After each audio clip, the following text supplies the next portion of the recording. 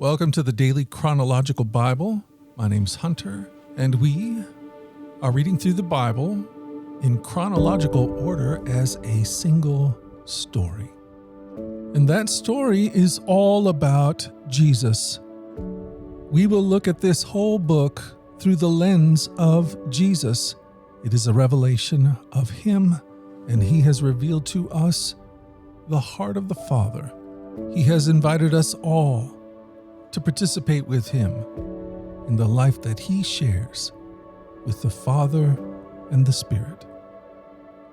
Today, February 17th, we're in Leviticus chapter 4 through chapter 6.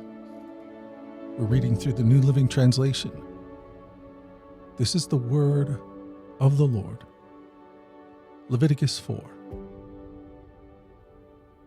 Leviticus chapter 4. Then the Lord said to Moses, "Give the following instructions to the people of Israel. This is how you are to deal with those who sin unintentionally by doing anything that violates one of the Lord's commands. If the high priest sins, bringing guilt upon the entire community, he must give a sin offering for the sin he has committed. He must present to the Lord a young bull with no defects. He must bring the bull to the Lord at the entrance of the tabernacle, lay his hands on the bull's head, and slaughter it before the Lord. The high priest will then take some of the bull's blood into the tabernacle, dip his fingers in the blood, and sprinkle it 7 times before the Lord in front of the inner curtain of the sanctuary. The priest will then put some of the blood on the horns of the altar for fragrant incense that stands in the Lord's presence inside the tabernacle. He will pour out the rest of the bull's blood at the base of the altar for burnt offerings at the entrance of the tabernacle. Then the priest must remove all the fat of the bull to be offered as a sin offering. This includes all the fat around the internal organs, the 2 kidneys and the fat around them near the loins, and the long lobe of the liver. He must remove these along with the kidneys, just as he does with cattle offered as a peace offering, and burn them on the altar of burnt offerings. But he must take whatever is left of the bull, its hide, meat, head, legs, internal organs, and dung, and carry it away to a place outside the camp that is ceremonially clean, the place where the ashes are dumped. There on the ash heap, he will burn it on a wood fire. If the entire Israelite community sins by violating one of the Lord's commands, but the people don't realize it, they are still guilty. When they become aware of their sin, the people must bring a young bull as an offering for their sin and present it before the tabernacle. The elders of the community must then lay their hands on the bull's head and slaughter it before the Lord. The high priest will then take some of the bull's blood into the tabernacle, dip his finger in the blood, and sprinkle it 7 times before the Lord in front of the inner curtain. He will then put some of the blood on the horns of the altar for fragrant incense that stands in the Lord's presence inside the tabernacle. He will pour out the rest of the blood at the base of the altar for burnt offerings at the entrance of the tabernacle. Then the priest must remove all the animal's fat and burn it on the altar, just as he does with the bull offered as a sin offering for the high priest. Through this process, the priest will purify the people, making them right with the Lord, and they will be forgiven. Then the priest must take what is left of the bull and carry it outside the camp and burn it there, just as is done with the sin offering for the high priest. This offering is for the sin of the entire congregation of Israel. If one of Israel's leaders sins by violating one of the commands of the Lord his God, but doesn't realize it, he is still guilty. When he becomes aware of his sin, he must bring as an offering a male goat with no defects. He must lay his hands on the goat's head and slaughter it at the place where the burnt offerings are slaughtered before the Lord. This is an offering for his sin. Then the priest will dip his fingers in the blood of the sin offering and put it on the horns of the altar for burnt offerings. He will pour out the rest of the blood at the base of the altar. Then he must burn all the goat's fat on the altar, just as he does with the peace offering. Through this process, the priest will purify the leader from his sin, making him right with the Lord, and he will be forgiven. If any of the common people sin by violating one of the Lord's commands, but they don't realize it, they are still guilty. When they become aware of their sin, they must bring as an offering for their sin a female goat with no defects. They must lay a hand on the head of the sin offering and slaughter it at the place where burnt offerings are slaughtered. Then the priest will dip his fingers in the blood and put it on the horns of the altar for burnt offerings. He will pour out the rest of the blood at the base of the altar. Then he must remove all the goat's fat, just as he does with the fat of the peace offering. He will burn the fat on the altar, and it will be a pleasing aroma to the Lord. Through this process, the priest will purify the people, making them right with the Lord, and they will be forgiven. If the people bring a sheep as their sin offering, it must be a female with no defects. They must lay a hand on the head of the sin offering and slaughter it at the place where the burnt offerings are slaughtered. Then the priest will dip his finger in the blood of the sin offering and put it on the horns of the altar for burnt offerings. He will pour out the rest of the blood at the base of the altar. Then he must remove all the sheep's fat, just as he does with the fat of the sheep presented as a peace offering. He will burn the fat on the altar on top of the special gifts presented to the Lord.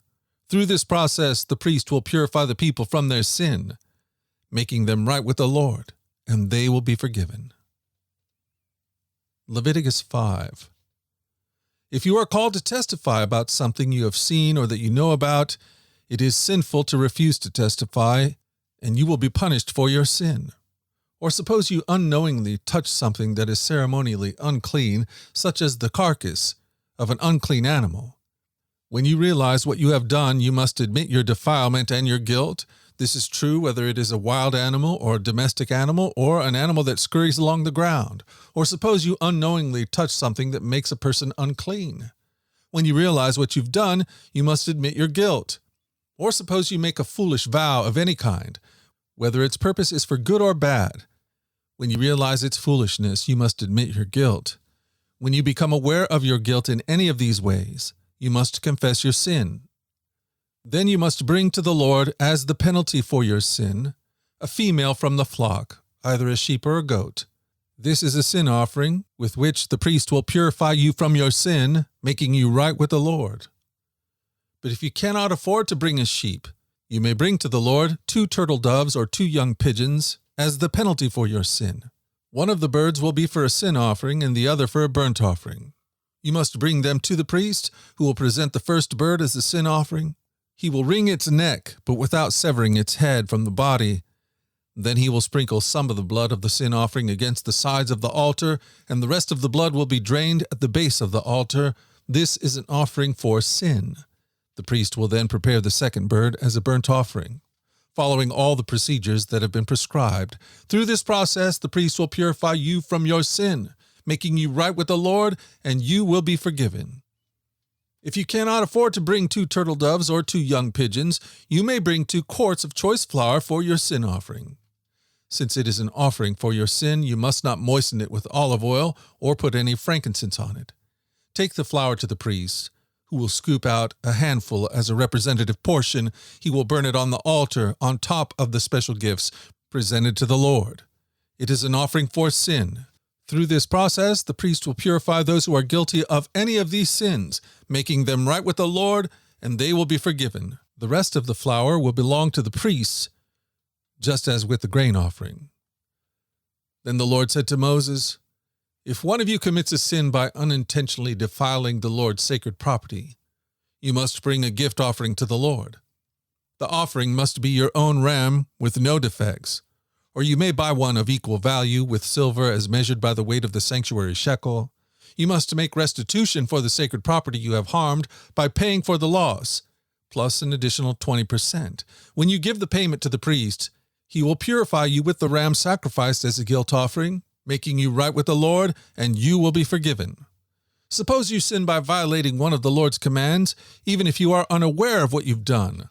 You are guilty, and you will be punished for your sin. For a guilt offering, you must bring to the priest your own ram with no defects, or you may buy one of equal value. Through this process, the priest will purify you from unintentional sin, making you right with the Lord, and you will be forgiven. This is a guilt offering, for you have been guilty of an offense against the Lord." Leviticus 6.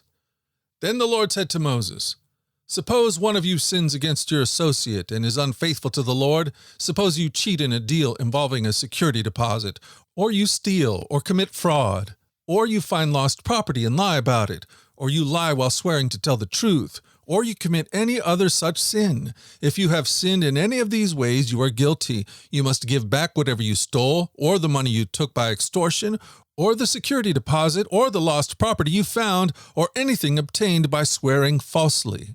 You must make restitution by paying the full price plus an additional 20% to the person you have harmed.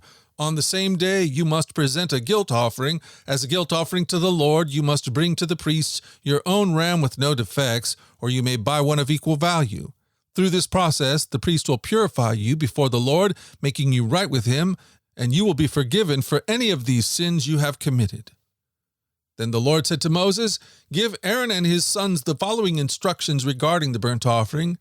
The burnt offering must be left on top of the altar until the next morning, and the fire on the altar must be kept burning all night. In the morning, after the priest on duty has put on his official linen clothing and linen undergarments, he must clean out the ashes of the burnt offering and put them beside the altar.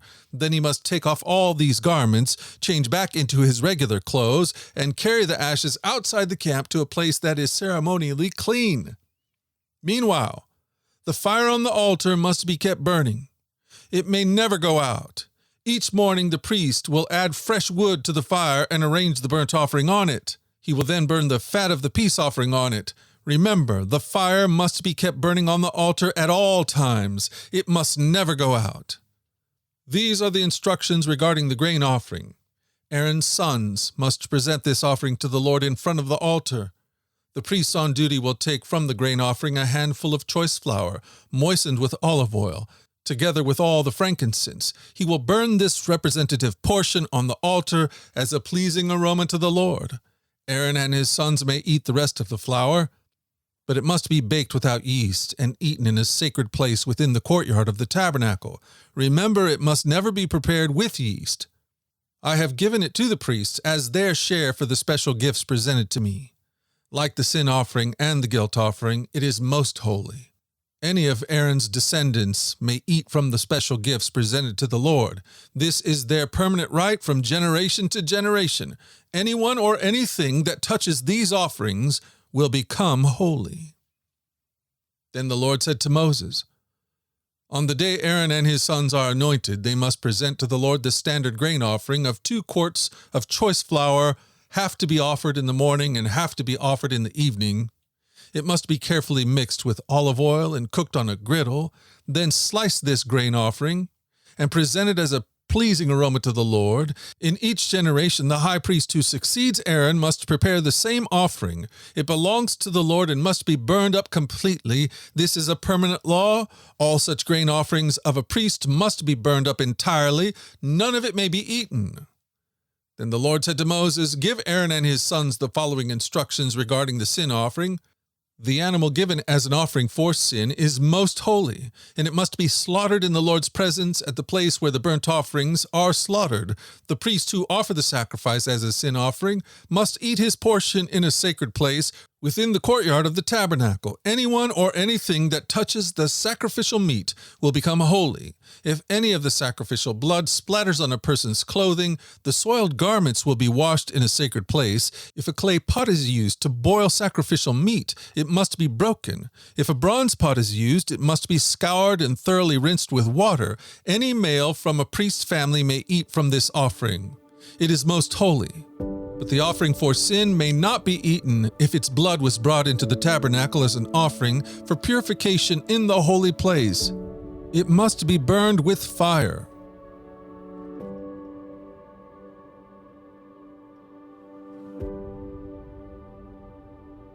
Thank you for joining us at the Daily Chronological Bible. You can find out more about our other podcasts at dailyradiobible.com, where people from all around the world come to join us in this journey through the Scriptures, where we allow the Scriptures to point us to the God who is love, the God revealed to us fully in Jesus. Again, that website is dailyradiobible.com. Until tomorrow, let's go forward in God's joy. Let's let His joy be our strength. And let us always remember this, that you are loved. No doubt about it. Alrighty, I'll talk to you again tomorrow. Bye-bye.